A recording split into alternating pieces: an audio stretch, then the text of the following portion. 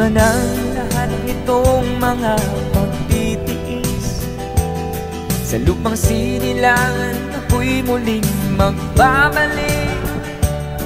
O kay tagal din naman ang aking pagkalayo sa kagustuhan kong sa hirap buhay mahango.